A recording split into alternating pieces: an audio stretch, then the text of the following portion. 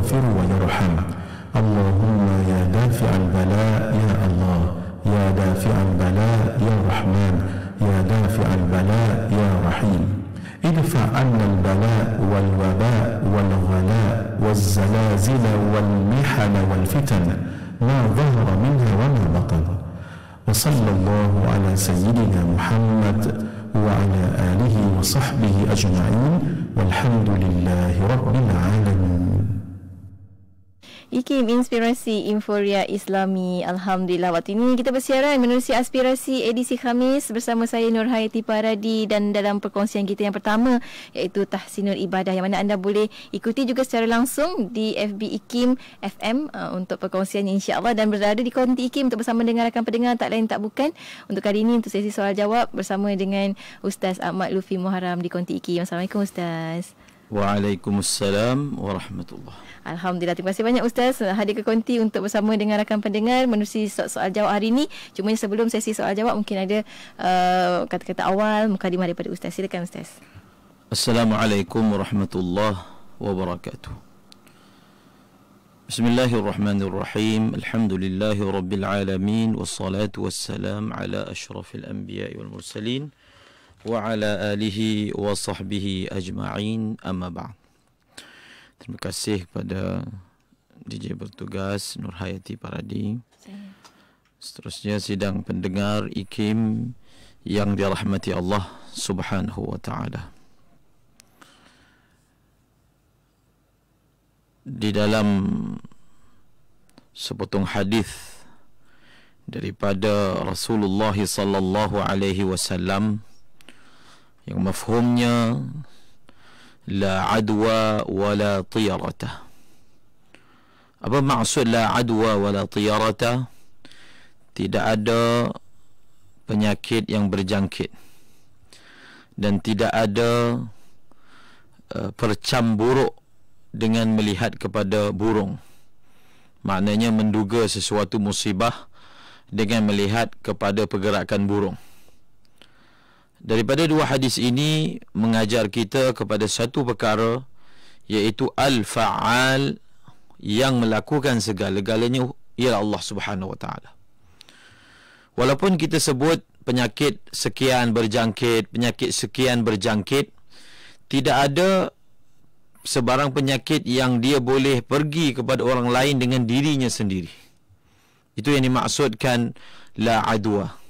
Tidak ada mana-mana penyakit yang dia boleh pergi kepada orang lain dengan dirinya sendiri, tetapi setiap pergerakannya, setiap jangkitannya, al-fa'ilul haqiqi adalah Allah Subhanahu wa ta'ala.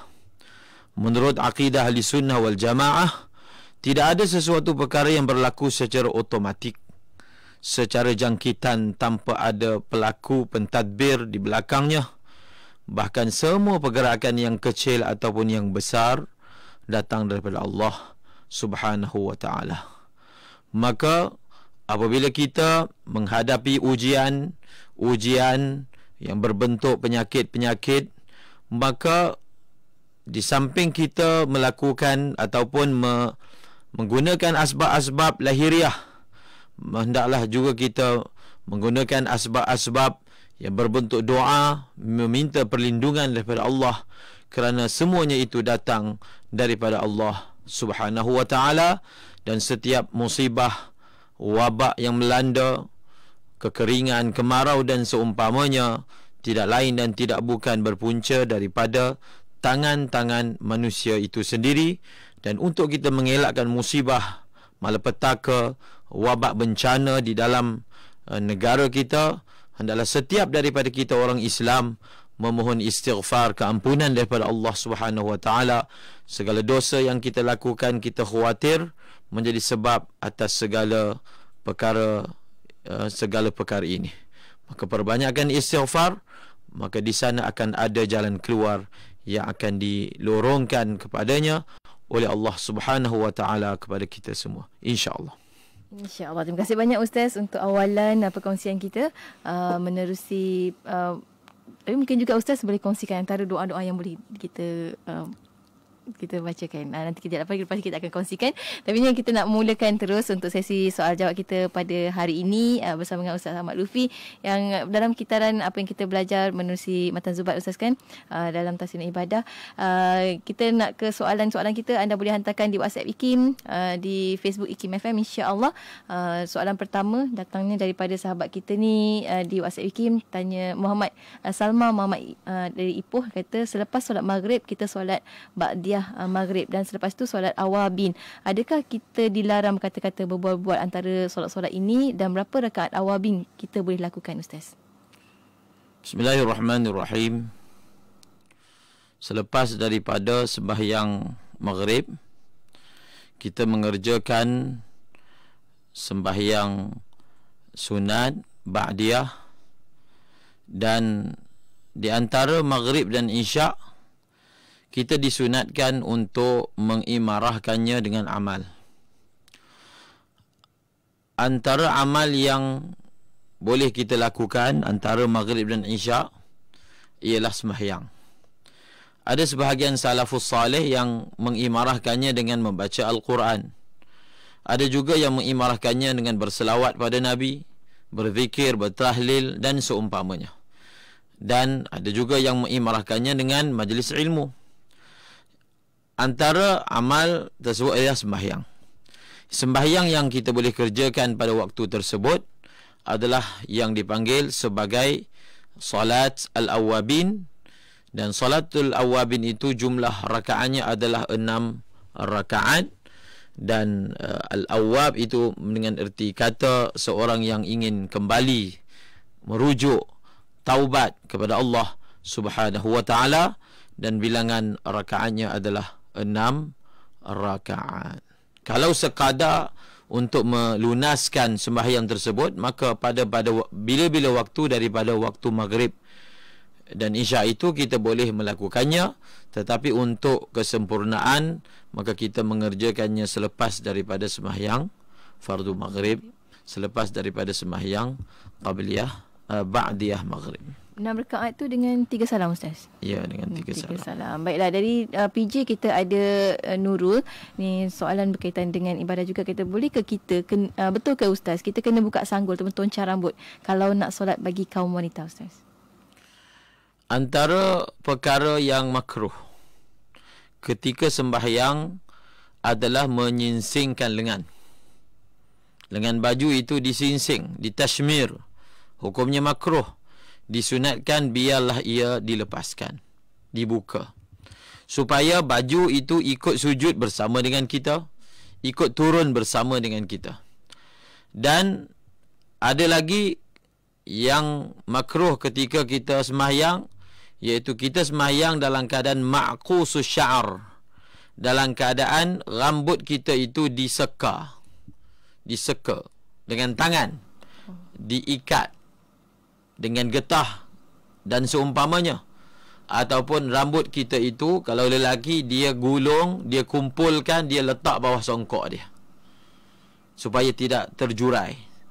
Semua keadaan itu adalah keadaan-keadaan yang merupakan makruh dilakukan oleh seseorang yang sedang solat, sama ada ia lelaki ataupun perempuan, kecuali bagi keadaan perempuan yang sekiranya dia tidak menyanggul ataupun mengikat rambutnya, maka rambutnya yang panjang itu akan keluar, terdedah daripada kelubung kepalanya, mungkin tudung, mungkin telekong. Pada ketika itu mengikatnya itu sudah menjadi wajib, kerana tanpa mengikatnya dia tidak berupaya untuk menutup auratnya. Dalam keadaan biasa, betul seperti mana yang dinyatakan, dalam keadaan kita rambut kita itu terikat ataupun tersanggul dan seumpamanya, hukumnya adalah makruh. Baik, terima kasih Ustaz. Seterusnya kita ada Umi Ma dari Perak. Ustaz, ada 3 soalan. Yang pertama, adakah sah solat jika waktu solat berasa mengantuk dan terlelap seketika beberapa saat Ustaz? Di dalam mazhab Al-Imam Syafi'i, sekiranya kita tertidur, dengan erti kata tidur, bukan mengantuk, maka walaupun sebentar boleh membatalkan sembahyang kita. walaupun sebentar, boleh membatalkan sembahyang kita kalau kita tidak berada di atas posisi duduk. Duduk yang bagaimana? Duduk yang papan punggung kita ataupun bahagian keluar angin itu tertutup, tertampan. Maka pada ketika itu, mungkin masa rukuk, mungkin masa sujud, mungkin duduk tahiyat akhir, pada ketika itu kalau kita tertidur walaupun sebentar, boleh membatalkan wuduk kita sekaligus membatalkan sembahyang kita. Baik, seterusnya soalan yang kedua, sahkah solat jika meletakkan Al-Quran di hadapan untuk dibaca dalam solat untuk surah yang kurang dihafal waktu solat fardu ataupun solat sunat, Ustaz? Iaitu sembahyang dalam keadaan membaca Al-Quran secara melihat. Begitu. Membaca mushaf secara melihat. Di dalam mazhab Al-Imam Syafi'i tidak ada masalah, sembahyang itu hukumnya adalah sah. Dan soalan ketiga, adakah boleh mengulangi solat fardu, permulaan solat bersendirian dan mengulangi solat yang sama dengan berjemaah, Ustaz? Ada suatu istilah yang disebut sebagai salah al-mu'adah. As-salah al-mu'adah. Apa maksud as-salatul mu'adah? Maksudnya adalah solat yang diulang. Solat yang diulang. Solat fardu yang diulang. Kita sudah selesai mengerjakan sembahyang fardu, kemudian kita ulang sekali lagi. Apakah hukum mengulang solat tersebut? Hukumnya adalah masih sunat, tetapi ada syarat-syarat yang tertentu. Syarat-syarat itu antaranya sembahyang yang kedua itu, sembahyang yang diulang itu hendaklah dilakukan secara berjemaah. Walaupun pertama kita buat berjemaah ataupun tidak berjemaah, tak ada masalah. Sembahyang pertama dia buat berjemaah, kedua nak buat berjemaah juga, tak ada masalah. Ataupun sembahyang pertama tidak berjemaah seperti soalan yang dinyatakan, yang kedua berjemaah, tidak ada masalah. Yang pentingnya yang kedua itu berjemaah. Dan solat tersebut hanya disunatkan ataupun hanya boleh dilakukan ulangan itu sebanyak sekali ulang sahaja, tidak lebih daripada itu. Oh, baik. Terima kasih banyak, Ustaz. Dan insyaAllah kita akan kongsikan soalan-soalan anda lagi yang lain yang telah pun hantarkan di FB dan juga di WhatsApp IKIM selepas kita berhenti rehat seketika. Dan selepas ni ada seorang isteri ni, Ustaz, tanya jika seorang isteri kematian suaminya dan berapa lama dia tak boleh keluar rumah, apakah hukum jika isteri keluar rumah? Itu akan dijawab selepas kita berhenti rehat seketika. Untuk anda jangan ke mana-mana, teruskan bersama kami tentunya hanya di IKIM Inspirasi Inforia Islami.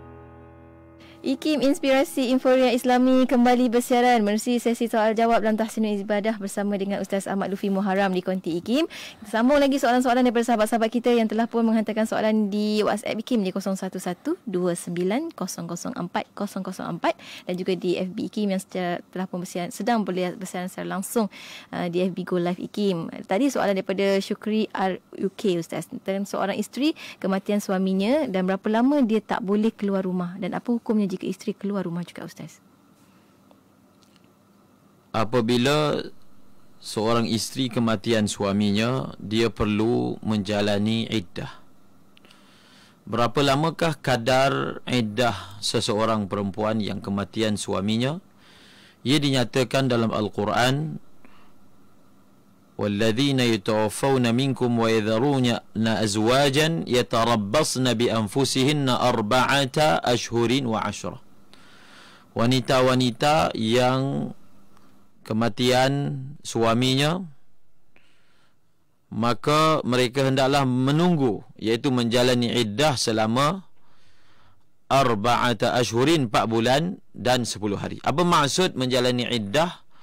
Dalam tempoh tersebut mereka tidak boleh berkahwin, bahkan tidak sah berkahwin. Kalau berkahwin, hukum perkahwinan itu tidak sah.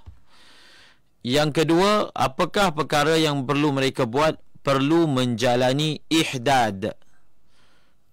Perlu menjalani apa? Ihdad. Ihdad ini kalau dalam terjemahan Melayunya berkabung. Berkabung. Nabi ada menyatakan tidak boleh bagi seorang wanita yang beriman dengan Allah dan hari akhirat untuk dia berkabung atas kematian sesiapa pun lebih daripada 3 hari, kecuali kematian suaminya sendiri. Maka ihdad itu dalam tempoh iddah tadi iaitu 4 bulan 10 hari. Dalam tempoh tersebut dia tidak boleh keluar daripada rumahnya tanpa perlu, dan dia tidak boleh memakai sebarang perhiasan. Tidak boleh hatta bercelak, kerana bercelak juga termasuk dalam perhiasan, kecuali kalau dia mengalami penyakit mata, maka dia boleh memakai celak pada waktu malam. Ada seorang sahabiah yang anaknya kematian suami datang tanya Rasulullah, kata anaknya sakit mata, adakah kami boleh memakaikannya celak? Maka Nabi mengatakan tak boleh, kerana keadaan wanita ataupun anak perempuan tadi memang dia sakit mata, tapi tidaklah sampai sakit yang ketara dan masih lagi boleh bertahan untuk tidak menggunakan celak.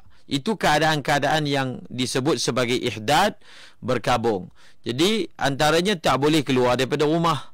Keluar daripada rumah yang tak dibenarkan ini adalah sekiranya keperluannya telah sempurna di dalam rumah. Misalnya ada anak-anak yang menguruskan makan minumnya dan seumpamanya.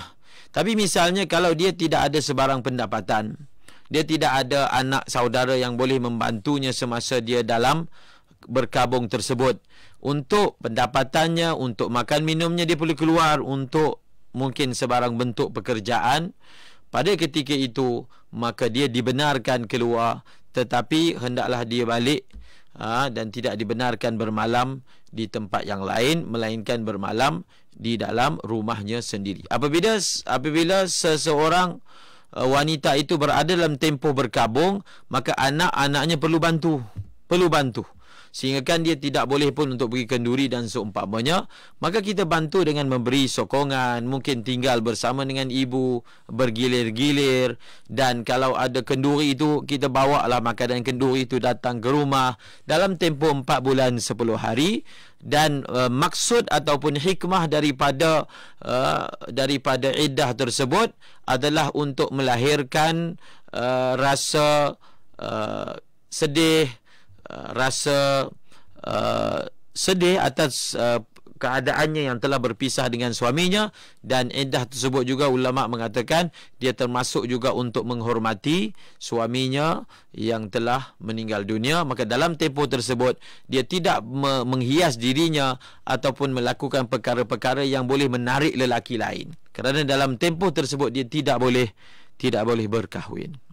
Baik, terima kasih banyak Ustaz. Dan seterusnya kita kembali kepada soal jawab jamak dan qasar dalam musafir. Soalan sahabat kita ni ada 2 soalan. Yang pertama, sebagai contoh dari Shah Alam ke Johor Ustaz, dalam 3 hari perjalanan. Setelah sampai ke Johor, boleh ke sepanjang waktu dijamak qasarkan atau dalam perjalanan sahaja boleh qasar Ustaz? Dan hukum tambahan tadi, hukum keluar daripada rumah tanpa perlu, itu hukumnya adalah haram. Hukumnya adalah tidak dibenarkan, iaitu haram. Seseorang musafir daripada Shah Alam ke Johor Bahru misalnya, iaitu jarak yang sangat jauh, adakah hanya sepanjang perjalanan sahaja dia boleh melakukan jamak dan qasar, ataupun apabila tiba di sana juga dia boleh melakukannya? Tiba di sana dia boleh melakukannya ataupun tidak, bergantung berapa lama dia akan tinggal di sana. Ke destinasi mana di Johor itu yang dia ingin tujui. Dia orang Johor, maknanya dia pergi Johor tu balik rumah dia.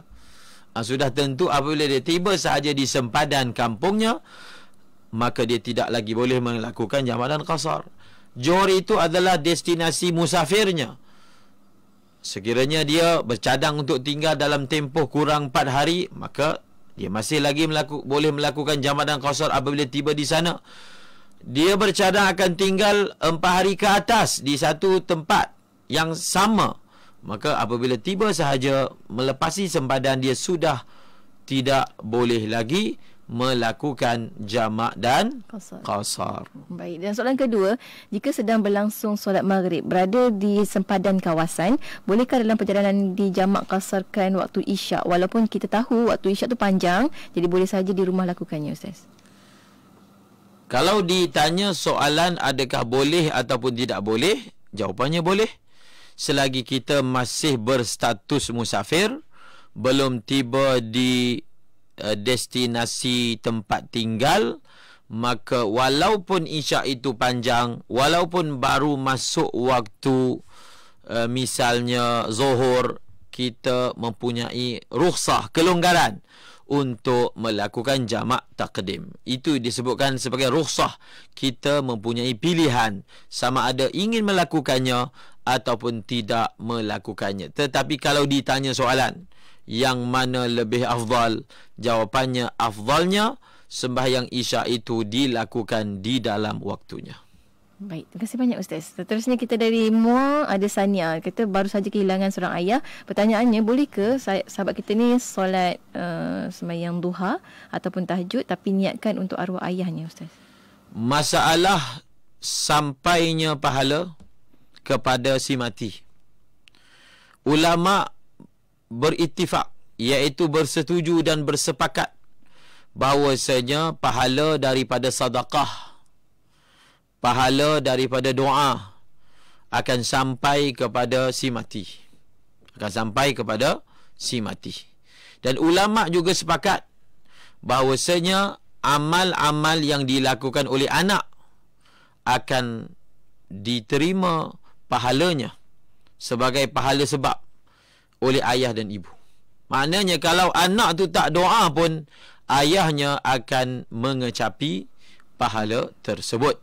Apatah lagi kalau amal-amal tersebut dia susuli dengan doa, dengan permintaan daripada Allah, maka lebih-lebih lagilah insya-Allah ayahnya ataupun ibunya akan memperolehi dan menikmati manfaat daripadanya. InsyaAllah. Terima kasih banyak Ustaz. Dan seterusnya, soalan sahabat kita dari Kamil Ahmad di Kuala Lumpur kata, Ustaz, solat sunat sebelum zuhur, kalau nak buat 4 rakaat, lebih baik 2 salam atau 1 salam Ustaz? Dan kalau 2 salam, kena ke niat balik masa nak naik dalam rakaat seterusnya tu Ustaz?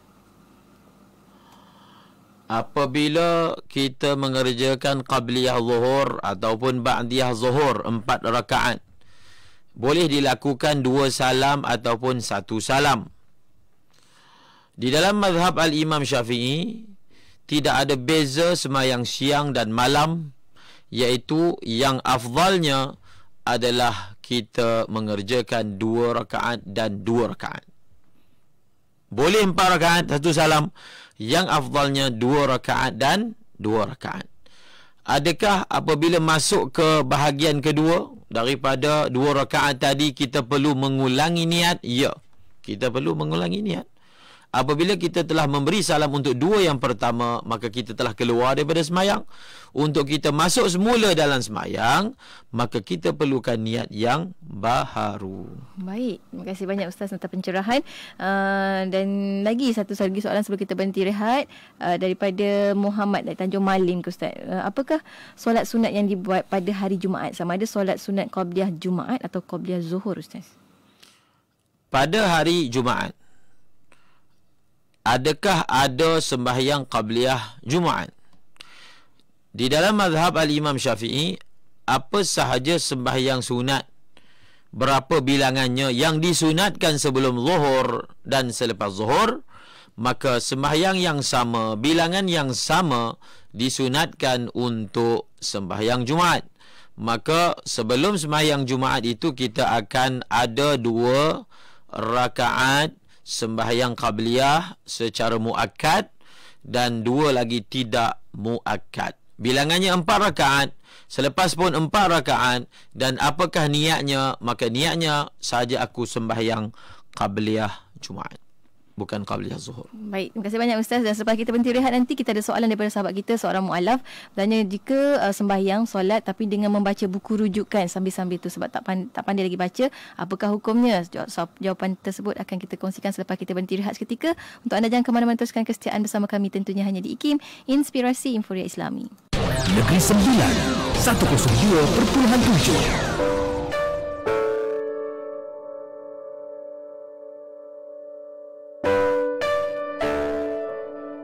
Kita pohon kehadrat Allah, ya Allah, pimpinlah hati, pimpinlah lidah, pimpinlah telinga, pimpinlah rasa kami, pimpinlah pandangan kami sehingga kami dapat bercakap, memahami, bertepatan dengan apa yang Engkau inginkan, ya Allah. Kerana kita sebagai seorang hamba, kita beribadah bukan kerana apa yang kita suka, kita buat ialah apa yang Allah suka. Dan oleh kerana kadang-kadang kejahilan kita inilah yang kadang-kadang buta mata kita untuk melihat sebenarnya apa yang Allah suka. Dan kerana itulah kita sering derhaka pada Allah, dan kita kadang-kadang mementingkan diri kita sendiri, tidak lagi mengutamakan Allah Subhanahu wa taala.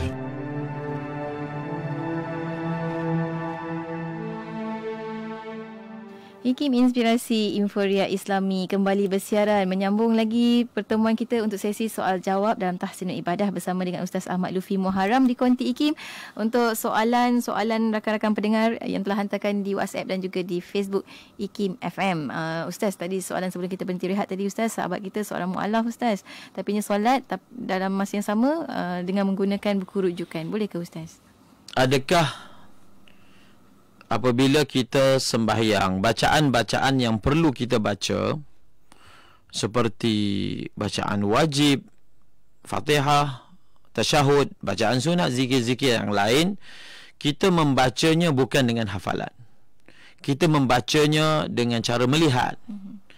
Dinyatakan bahawasanya apabila seseorang itu dia tidak menghafal, belum menghafal lagi rukun qauli, namun dia boleh melakukannya dengan cara baca, dengan cara melihat pada tulisan. Wajib untuk dia melakukan sedemikian itu, iaitu dia perlu semayang, sama ada dia pegang, dia letak depan dia untuk dia baca Fatihah itu dengan cara melihat, baca tasyahud akhir dengan cara melihat, berselawat atas Nabi dengan cara melihat.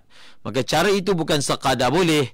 Kalau itu satu-satunya cara untuk dia boleh melaksanakan dan menyempurnakan rukun-rukun qauli tadi, maka hukumnya adalah wajib. Alhamdulillah, terima kasih banyak Ustaz. Daripada Ahmad Kudri di Facebook IKIM FM, kata Ustaz, bagaimana jika kita berkata-kata ketika melakukan solat jamak? Contohnya, jamak takdim selepas solat maghrib, kita bersembang seketika sebelum solat isyak. Dan bagaimana jika terpaksa kerana bimbang mendatangkan mudarat kalau tak bercakap tu Ustaz? Bercakap antara sembahyang pertama dan sembahyang kedua dalam perkara jamak takdim ataupun jamak takhir tidak menjejaskan apa-apa. Tidak menjejaskan apa-apa. Yang menjejaskan ialah apabila waktu pemisah, waktu renggang di antara salam sembahyang maghrib dengan takbir sembahyang isyak tu lama. Yang tu masalah. Iktibarnya adalah kadar masa. Bukan iktibarnya apa yang berlaku di antara kadar masa tersebut. Yang penting kadar masa jangan panjang. Kalau kadar masa itu pendek, kita makan, kita minum, kita ambil wuduk, kita tidur, tidak ada apa-apa masalah. Iaitu kadar masa itu adalah jangan sampai waktu itu sempat ataupun muat untuk mengerjakan sembahyang 2 rakaat yang ringkas. Lebih kurang 3 minit ataupun 2 minit setengah itu kadar waktunya.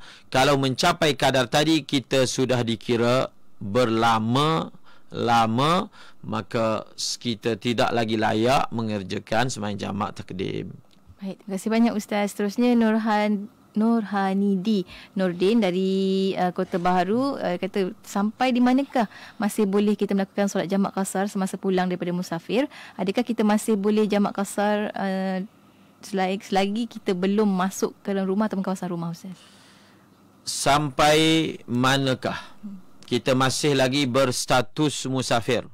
Sekiranya kita bermusafir dan destinasi kita adalah tempat pemustautinan kita, maka jaraknya ataupun sempadannya adalah sempadan kampung. Apabila kita sudah melepasi sempadan kampung, maka sudah terangkatlah ataupun hilanglah status kita sebagai seorang musafir, maka kita tidak lagi layak mengerjakan sembahyang jamak qasar. Justru itu orang yang pulang daripada destinasi musafirnya, dia singgah sebentar dekat surau tempat dia ataupun masjid dekat kawasan kampung dia, dia sebenarnya tidak boleh melakukan sembahyang jamak ataupun sembahyang qasar di sana. Kita masuk kawasan dah Ustaz kan? Sudah masuk kawasan. Baik, seterusnya daripada Muhammad, tinggal di Pasir Gudang Ustaz. Bawa lori, hari pertama pergi Kuala Lumpur, hari kedua dari KL pergi ke Singapura. Dalam perjalanan sampai JB sudah masuk waktu Zuhur. Bolehkah sahabat kita solat jamak lagi atau tidak? Kerana Singapura dengan Pasir Gudang hanya 40 km macam tu Ustaz. Kita bertolak dari misal yang diberikan tadi, daripada Pasir Gudang ke Kuala Lumpur, jarak yang sangat jauh. Kemudian daripada Kuala Lumpur itu ambil barang misalnya, kita akan hantar masuk ke Singapura. Begitulah. Betul. Bentuk soalannya. Sepanjang perjalanan daripada Pasir Gudang ke Kuala Lumpur, jelas boleh melakukan jamak dan qasar. Sepanjang perjalanan daripada Kuala Lumpur sebelum masuk Pasir Gudang misalnya, masih boleh melakukan jamak qasar. Soalannya daripada tu yang disebut tadi apa, Johor Bahru tadi, adakah dia boleh melakukan jamak qasar? Dia boleh melakukan jamak qasar ataupun tidak. Kalau dia daripada KL, daripada Kuala Lumpur tadi, adakah dia ada masuk kawasan tempat dia tinggal? Oh, ada masuk. Dia ada lintas ke, ada masuk ke, berhenti kejap pergi tengok anak ke misalnya, ataupun dia daripada Kuala Lumpur terus pergi ke Singapura tanpa ada melintasi, melalui kawasan tempat tinggalnya. Kalau tidak ada, maka dia sebenarnya masih memegang status musafir, mengambil daripada jarak dia baru datang tadi, iaitu daripada Kuala Lumpur.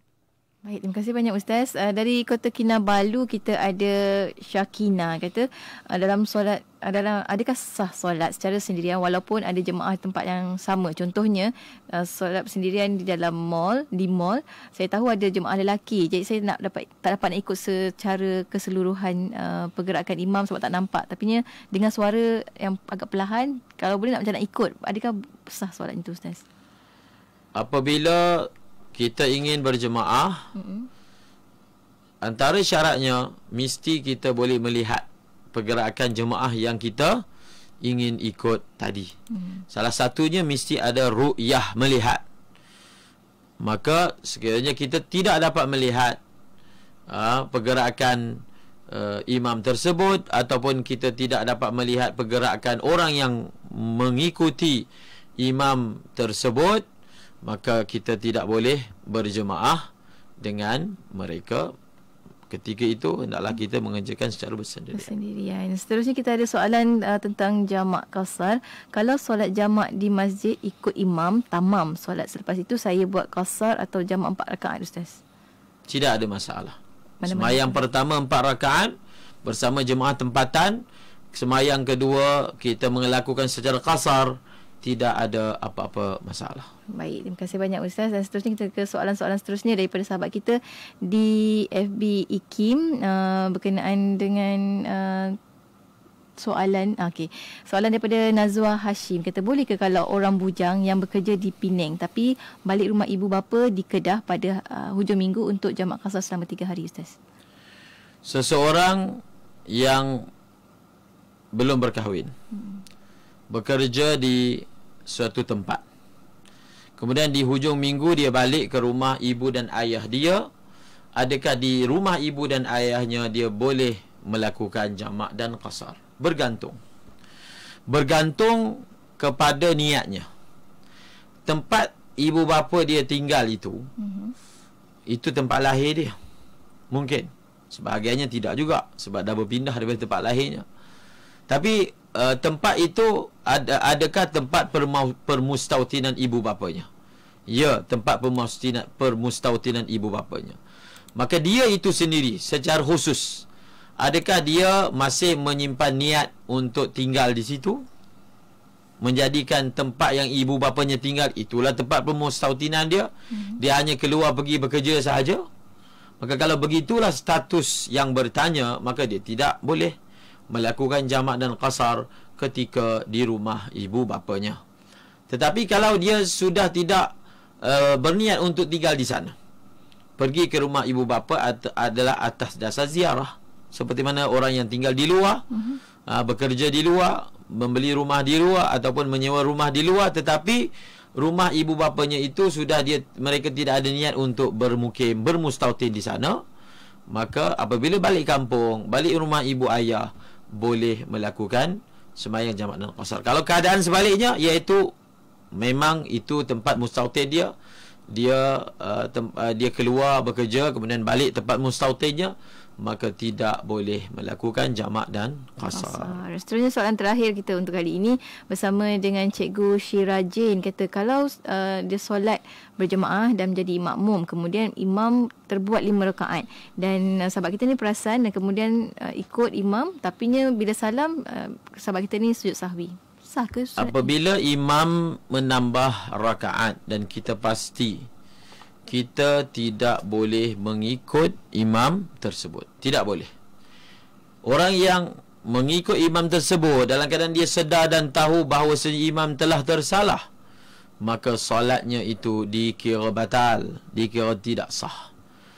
Tidak ada sebarang faedah dalam sujud sahwi, kerana solat itu sendiri hukumnya batal kerana dia telah menambah rakaat secara sengaja.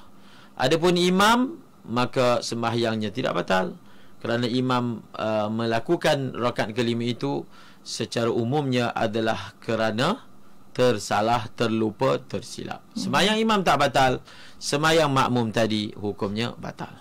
Perlu duduk terus, Ustaz, tunggulah. Sepatutnya kita duduk, tunggu. Kita ada 2 pilihan. Sama ada kita tunggu sehinggalah imam turun dan dia memberi salam, kita akan beri salam bersama dengannya, ataupun kita niat mufaraqah dengan imam dan habiskan tasyahud kita, kemudian memberi salam lebih awal daripada imam. Baik, terima kasih banyak Ustaz. Kita bagi hujung dah, Ustaz. Mungkin ada kata-kata akhir daripada Ustaz untuk perkongsian kita hari ini. Segala yang berlaku dalam kehidupan kita ada pentadbirnya, iaitu Allah Subhanahu wa taala.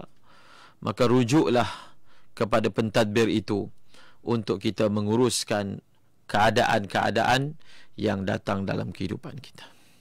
Wallahu a'lamu bissawab. Dan awal tadi ada doa. Doa yang mungkin juga kita boleh baca sebagai menghadapi ujian dan musibah pada waktu ini, iaitu bunyi doanya, Allahumma idfa' 'anna al-bala'a wal-ghala'a wal-waba'a wat-ta'una wal-fahsya'a wal-munkar wal-baghya was-su'a al-mukhtalaf wash-shada'ida wal-mihana ma dhahara minha wa ma batan 'an baladina wa qaryatina hadhihi khasatan wa min biladil muslimina kafatan innaka ala kulli syai'in qadir wa bil ijabati jadir.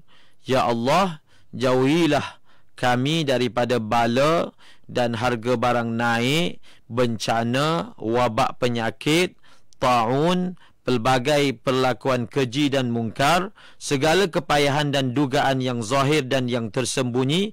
Ya Allah, selamatkanlah negeri kami ini khususnya dan negara umat Islam amnya daripada segala bencana tersebut. Sesungguhnya Engkau maha berkuasa ke atas segala-galanya dan Engkaulah yang selayaknya memberi perkenan.